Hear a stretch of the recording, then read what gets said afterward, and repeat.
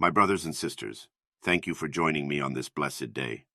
Please sit yourselves down and open your hearts to the words I speak to you today.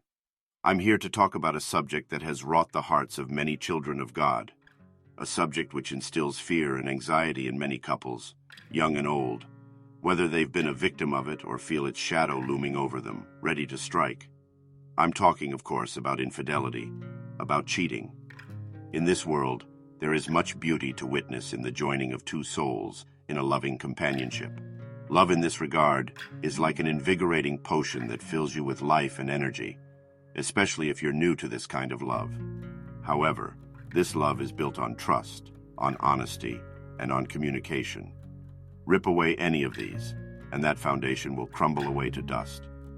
The latter of the two are usually the first to go when infidelity occurs, or is in the precipice of occurring, with a partner shedding honesty and communication for deceit and silence.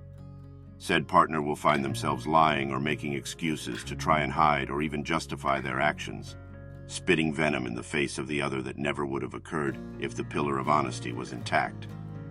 Silence usually goes in hand with these actions, for in the eyes of the cheater, it is better to not say anything than to give away incriminating ammo to be used on you later. Both of these vices can wrought pain and misery in the other partner, causing confusion, sadness, and even rage. Sometimes with the wrong person, it can even lead to feelings of hate, malice, depression, and thoughts of suicide, especially in a long-term relationship or marriage on the edge of being destroyed. Our Lord Jesus Christ teaches us to turn the other cheek and love our neighbors, to embrace the love of our Lord, and though the light of our Lord can shine brightly within us, for some, that light alone cannot brighten up the darkness. Even Christ himself, as perfect as he is, found himself in anger upon seeing the house of God turned into a market, and in despair at the Garden of Gethsemane, the night before his crucifixion. This is not to endorse these feelings per se, but to make it known that the Lord Almighty knows all too well emotionally what you may be going through in the wake of infidelity. When the tent poles of honesty and communication are destroyed, trust is the only thing left, and the most volatile when destroyed.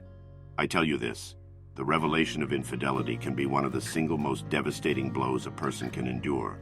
After all, trust in another person takes years to build up, but only a single solitary moment to completely destroy. With trust, you feel safe with this person, connected to them, and when that trust is ripped away, it can cause severe mental whiplash.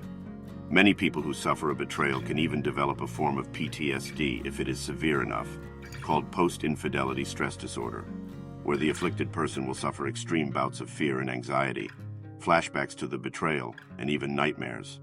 Do not take this as a diagnosis, mind you, as I'm not a professional, though it could be something to mention to a therapist or psychiatrist.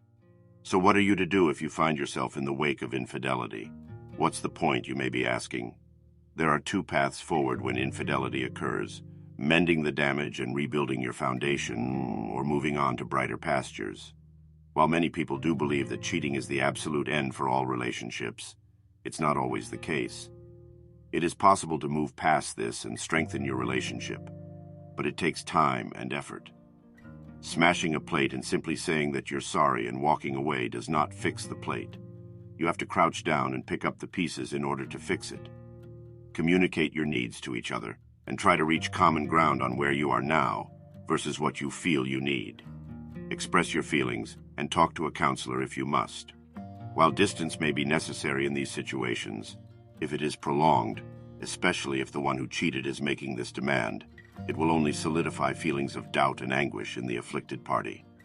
Love and effort must go both ways if you are to fix what has been broken. But more likely than not, you are probably finding yourself in the end of a relationship. You feel that you two can't mend the damage that has been wrought. There is no shame in walking away if that is your choice.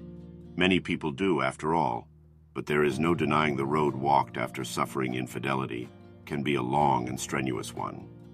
So what are we to do if we find ourselves on this road? For starters, remember that you are not alone in your struggles. There are many people who have suffered what you have and will be sympathetic to your struggles. It may be hard and you may feel shame, but it's better to talk to someone than let it fester within and develop into something worse. There are endless resources out there at your disposal, whether it be a therapist who can help you work through this trauma through cognitive therapy or even EMDR therapy, which I highly recommend, a friend or family member who can lend a shoulder to cry on or an ear to listen, or even a YouTube video recounting a personal experience of going through infidelity. Whether it's to recount your feelings or even vent about your struggle, talk to someone. I promise it will feel better than going through it alone. It's also important to note that you are justified in what you feel, whether it be anger, sadness, or confusion.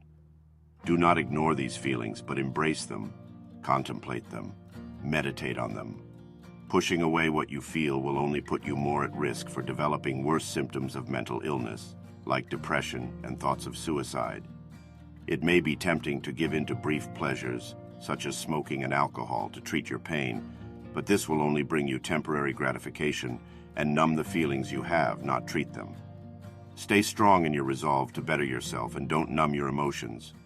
It may also be tempting to get over infidelity by jumping immediately into a new relationship, or rebounding as they call it. While some people may find success in this, they are few and far between, and many people find themselves only in temporary flings fueled by impulse, sex, and meaningless passion, rather than a loving and deeply emotional connection, coming out worse for wear than they would have been when it fails. Rebounding only puts a band-aid on a gaping wound that is still bleeding profusely.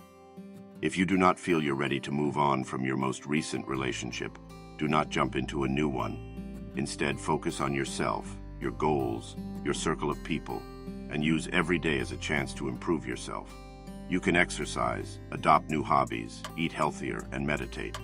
It won't be an immediate solution, but your future self would thank you for it. As cliché as it sounds, the best medicine for a broken heart is time and patience.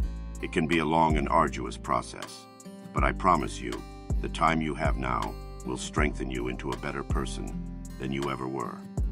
Sometimes the worst pain we go through is the very thing that makes us into the beacons of hope that people can be inspired by. But to become this, it's important to practice forgiveness and not dwelling on the negative emotions that plague you. As I said, do not ignore your emotions, but don't let them control you either. Hate and feelings of vengeance will only fester into something that can't be satisfied, only fed. Believe me when I say you are stronger than the hate that seeks to control you, and no benefits will come to a heart fueled by hate. You are important, you are loved, and you are not alone. Thank you for listening to me today, my friends. Though you may be listening to this lesson in my voice, Joshua Graham, know that the person who wrote this is very real and knows very well what you are going through. You are more than what happened to you, and you are stronger than what your emotions will make you believe.